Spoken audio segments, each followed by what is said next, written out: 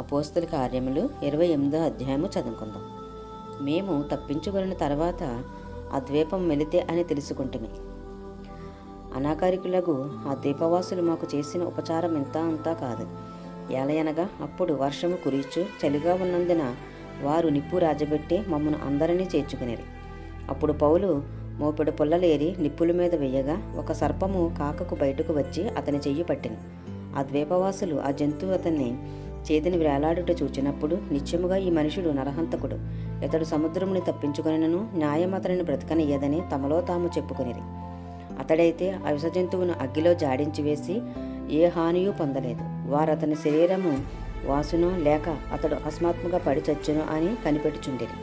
చాలాసేపు కనిపెట్టుచుండిన తర్వాత అతనికి ఏ హానియూ కలగకుండా చూచి ఆ అభిప్రాయమును మాని ఇతడొక దేవత అని చెప్పుసాగిరి.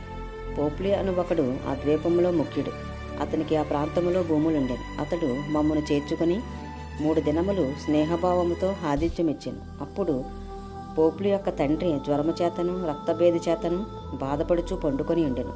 పౌలు అతని వద్దకు వెళ్ళి ప్రార్థన చేసి అతని మీద చేతులుంచి స్వస్థపరిచాను. ఇది చూచి ఆ ద్వీపంలో ఉన్న కడమ రోగులు కూడా వచ్చి స్వస్థత పొందిరి. మరియు వారు అనేక సత్కారములతో మమ్మను మర్యాద చేసి మేము వాడ ఎక్కి వెళ్ళినప్పుడు మాకు కావలసిన వస్తువులు తెచ్చి వాడలో ఉంచిరి.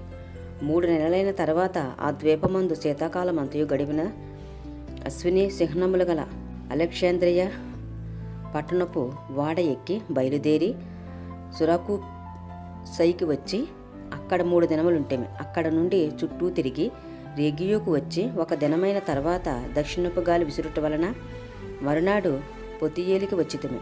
అక్కడ సహోదరులను మేము చూచినప్పుడు వారు తమ యొద్ద 7 దినములు ఉండవలనని మమ్మను వేడుకొనిరి. ఆ మీదట రోమాకు వచ్చితిమి. అక్కడ నుండి సహోదరులు మా సంగతి విని అప్పియా సంతపేట వరకును త్రిసత్రముల వరకును మమ్మను ఎదుర్కొనుటకు వచ్చిరి. పౌలు వారిని చూచి దేవునికి కృతజ్ఞతాస్తుతులు చెల్లించి ధైర్యము తెచ్చుకొనెను. మేము రోమాకు వచ్చినప్పుడు పౌలు తనకు కావాలి ఉన్న సైనికులతో కూడా ప్రత్యేకముగా ఉండుటకు సెలవు పొందెను. 3 దినములైన తర్వాత అతడు యూదులలో ముఖ్యులైన వారిని తన యొద్దకు పిలిపించెను. వారు కూడి వచ్చినప్పుడు అతడు, సహోదరులారా, నేను మన ప్రజలకైనను పితరుల ఆచారములకైనను ప్రతికూలమైనది ఏదియూ చెయ్యకపోయినను యెరూషలేములో నుండి రోమీల చేతికి నేను ఖైదీగా అప్పగింపబడితిని. వీరు నన్ను విమర్శ చేసి నా యందు మరణమునకు తగిన హేతువేదియూ లేనందున నన్ను విడుదల చెయ్యగోరిరి. గాని యూదులు అడ్డము చెప్పునందున నేను కైసరి ఎదుట చెప్పుకుందనవలసి వచ్చాను. అయినను ఇందువలన నా స్వజనం మీద నేరమేమయో మోపవలనని నా అభిప్రాయము కాదు. ఈ హేతువు చేతనే మిమ్మల్ని చూచి మాట్లాడవలనని పిలిపించి తిని. ఇశ్రాయేలు యొక్క నిరీక్షణ కోసము ఈ గొలుసులతో కట్టబడి ఉన్నానని వారితో చెప్పాను.